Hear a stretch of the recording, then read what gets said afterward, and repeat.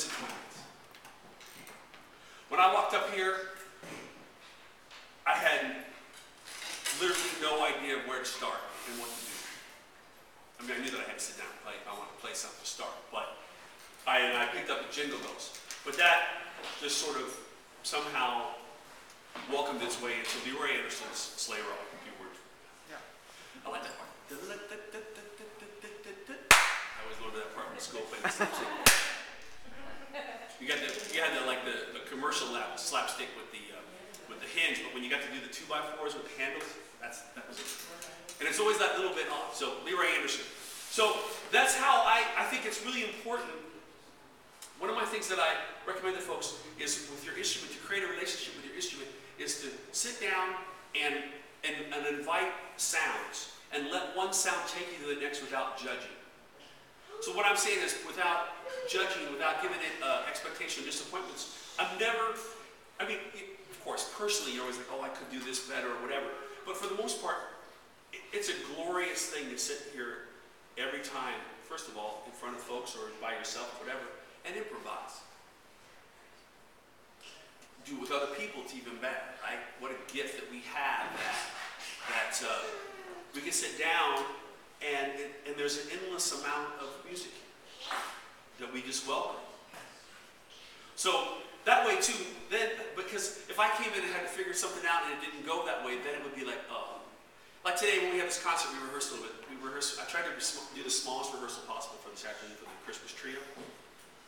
I tried to bake the alley up until just it was the right amount of time to just hit the right amount of time to rehearsal and not to wear out the music. No, but we have a plan in a way to sort of put however it's going to go is the way it's going to go. But with me playing like this, I always, no matter what situation I'm in, I try to have it be that way.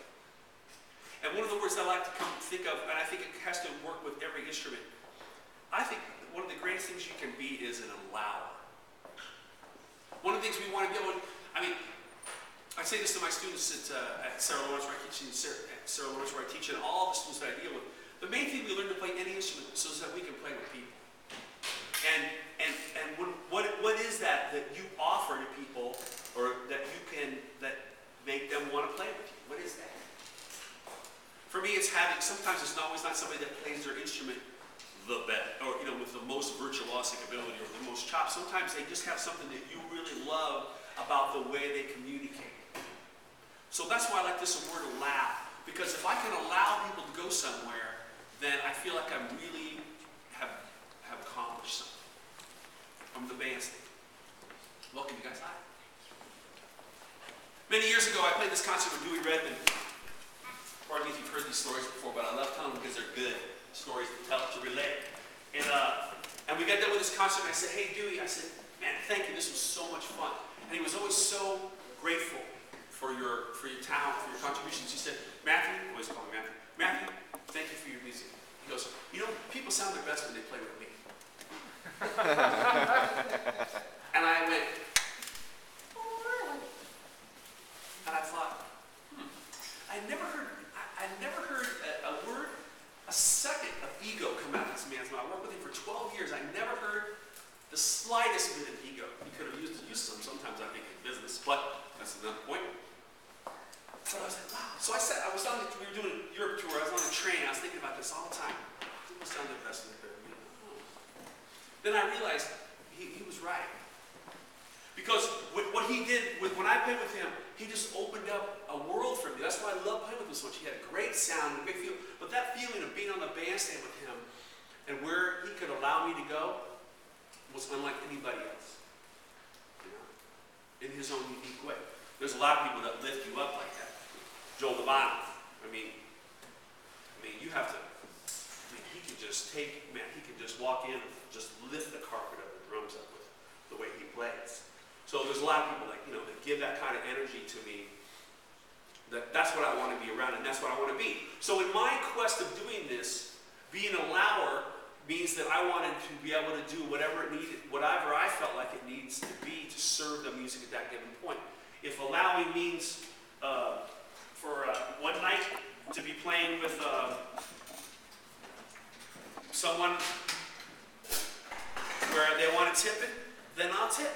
If that's allow where they feel that the music is, or that that group music is that night. I love doing this just the same.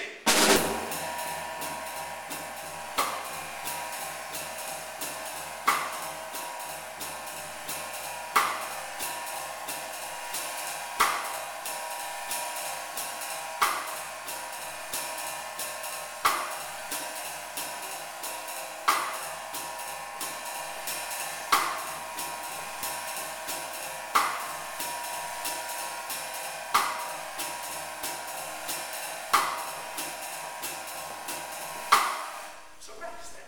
I mean, that was something that, A, I like that sound. B, that's something to deal with. I like that rhythm, I like that feel, I like swing. So that was something that was not a big thing, stretch for me. And in practicing things like this, then, that way when I go to anything that I'm involved in, I'm ready, but I'm not necessarily prepared. Everybody's playing with somebody that's prepared, and you can feel it. But when somebody's ready, they're prepared, they're ready for the unexpected at that point. But when somebody, you can tell somebody, okay, I'm going to lay this on the cats. You know, that's okay too. We all, I mean, who hasn't done that? Raise your hand. You're lying. You know, we all, I'm, you know, sure, I'll check this out. But at the same time, I feel like, so when I practice anything that I do to be an allower, to tie this all in the Matt Wilson lesson time, is I want to hear what I play, feel what I play, and love what I play. So in this beat that I played right here, I want to hear it. So I'll really work on my hearing. That's what we do when we play music. We have to hear it. And I don't think we necessarily listen to music. I think we hear music. I mean, people listen to American Idol, you know? They don't hear American Idol. I mean, nothing against American Idol. I like the show. But we really hear music. I feel like we want it. It gets beyond the other senses, or goes into our other senses when we really hear it. We can taste it, smell it, see it, all those kinds of things. So hear what we're playing. So whatever instrument you play, when you get a chance to do this by yourself, it gives you the opportunity to hear yourself. Then the other thing, we want to have a physical connection. No matter, we all have a sonic imagination. We all have sounds that we hear in our head, or songs, or things that we want to do, and that's great. Just like we all have imaginations, but we have to have ways to convey those. And we do it, every instrument is done physically. So how we physically relate to an instrument, that's how we create sound. Whether it's an embouchure on the trumpet, whether it's through the sticks or through my feet playing the drums, or through our hands playing the piano, or through the bow playing violin, or with our fingers plucking the string of the bass. We're physically doing this, feeling the sound. So we want to have that sort of we want to have a physical relationship with it along with the sound. So when I'm playing the cymbal like that, I'm feeling it through the stick, and when I'm playing the bass drum, I'm feeling it through the bottom of my feet. That's where that sound enters my body. That to me is just as important as hearing it almost, so that I feel this. People say, hey man, you feel it. Yeah, I feel it because I'm feeling it coming through here.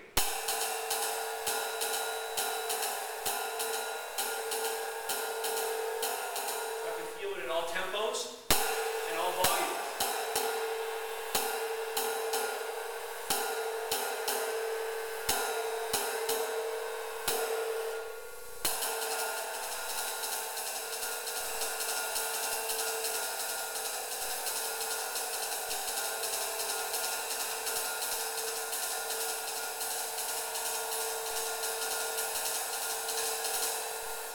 I have a tattoo on my right foot, on the top of my right foot. I'm not going to show it to you because I don't want to take my socks